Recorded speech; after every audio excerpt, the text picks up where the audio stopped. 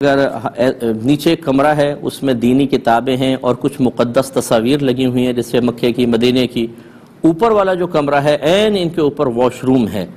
تو کیا یہ بے ادبی میں شمار ہوگا کہ نہیں ہوگا؟ ایسے کہتے ہیں اوپر ہمارا بیڈ روم ہے اور نیچے والے کمرے میں قرآن عظیم رکھا ہوا ہے، اوپر ہم چلتے پھرتے ہیں، یہ بے ادبی ہے کہ نہیں ہے؟ دیکھیں بظاہر عقلاً دیکھیں تو یہ بے ادبی نظر آتی ہے کہ نیچے مقدس اوراق ہیں، مقدس تصویر، قرآن پاک آپ اوپر ہوں، بظاہر یہ بے ادبی نظر آتی ہے، لیکن ضرورت کی بنا پر، شدید حرج کی بنا پر اس کی اجازت دی جائے گی۔ کیا مطلب یعنی اگر ان چیزوں کی رعایت کی جائے تو پھر زندگی گزارنا بے حد مشکل ہو جائے گا۔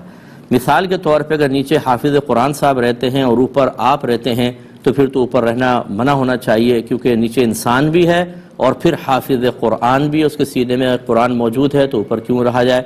تو اس کی عمومی طور پہ شریعت اس کا لحاظ نہیں کرتی۔ آپ یہ دیکھیے جو مساجد ہیں وہ 2 منزلہ 3 منزلہ بھی بعض اوقات ہوتی ہیں، اور پہلی منزل پہ قرآن پاک رکھے ہوتے ہیں اور اس سے عین اس کے اوپر دوسری منزل پہ نماز بھی ہو رہی ہوتی ہے، لوگ بھی بیٹھے ہوتے ہیں۔ تو اس طرح کی اگر چیزوں کی رعایت کریں اور اس کو تقوی کا نام دے کر اور اس کی رعایت کرنے کی کوشش کریں تو خود بھی حرج میں پڑیں گے اور دوسرے بھی، تو اس لیے اس کی گنجائش ہوگی۔ ہاں کوئی اگر کہتا بھی میرا دل نہیں مانتا ہے، بہت اچھی بات ہے، نہ رکھیں نچلے کمرے میں کچھ بھی